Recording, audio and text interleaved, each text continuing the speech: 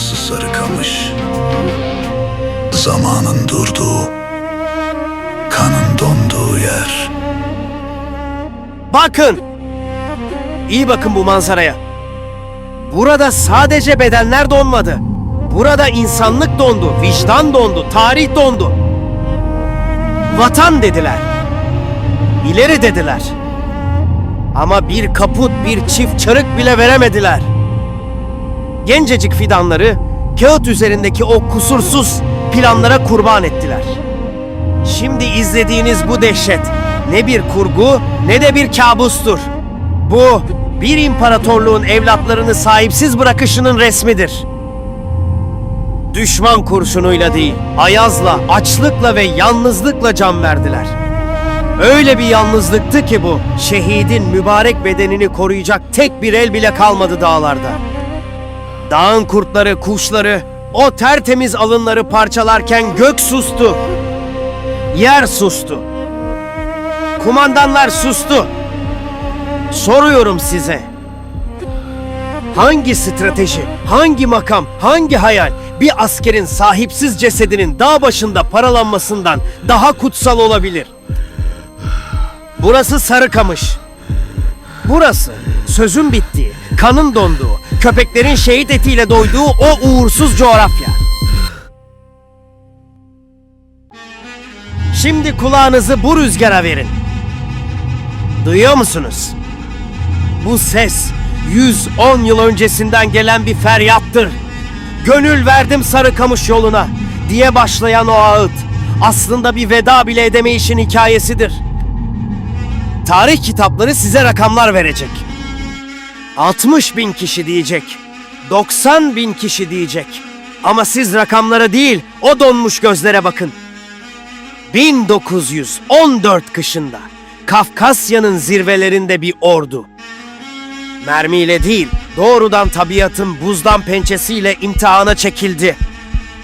Bu anlatacağımız yazlık üniformalarla eksi 40 dereceye kafa tutan gencecik bedenlerin hikayesidir.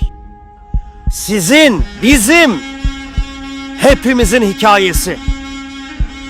Düşünebiliyor musunuz? Mehmetçik bu dondurucu kışa aslında Karadeniz'in karanlık sularında yenik düşmüştü. İstanbul'dan umut taşıyan gemilerimiz batırıldığında o dağlardaki neferin yetim kalacağı belliydi. Filistin'in kavurucu çöllerinden gelen o gencecik çocuklar kendilerini bir anda karın göbeğinde buldular. Üzerlerinde pamuklu yazlık kaputlar, ayaklarında ise kara değdiği an su alan incecik çarıklar. Lojistik yok, İAŞe yok, kışlık giysi yok. Ama birileri çıkıp yine de ileri dedi. Soruyorum size. Bu emir bir kahramanlık mıydı yoksa koca bir ordunun intiharı mı? Görüyor musunuz bu dağları? Yerde yatan vatan evlatlarını. 22 Aralık sabahı başlayan o tırmanış aslında bir ölüm yürüyüşüydü.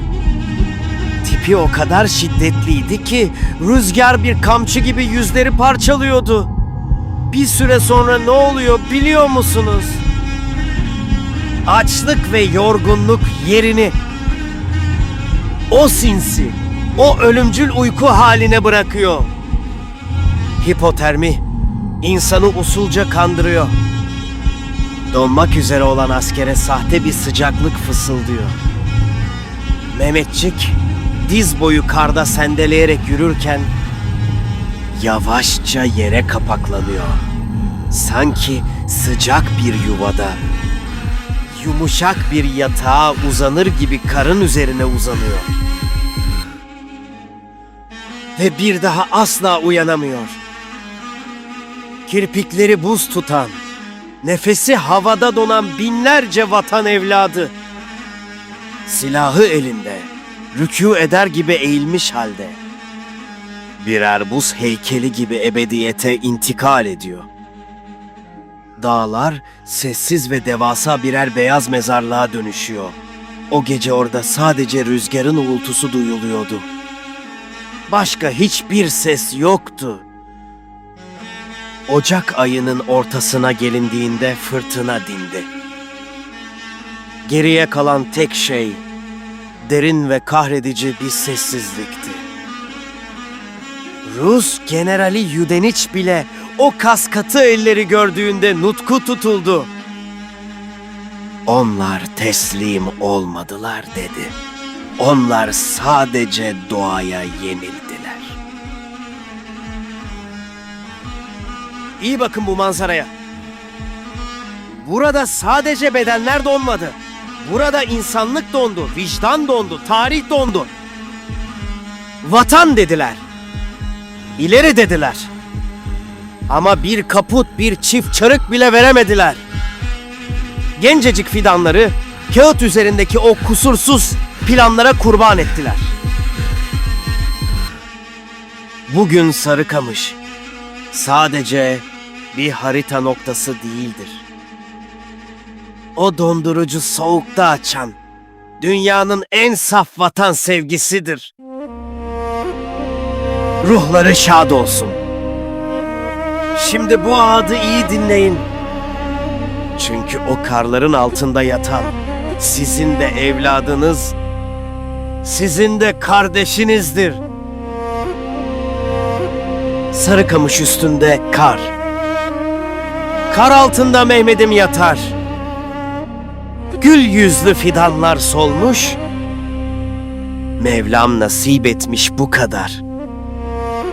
90.000 fidan, 90.000 can. Toprağa düştü, kalmadı derman.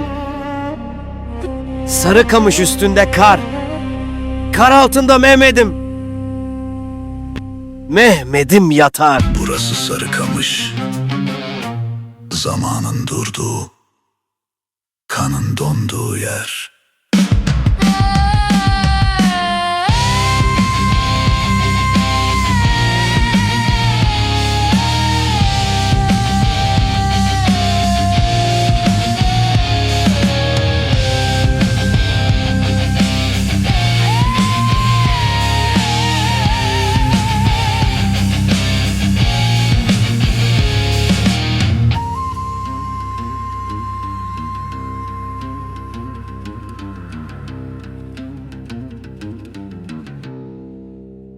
Burası Sarıkamış.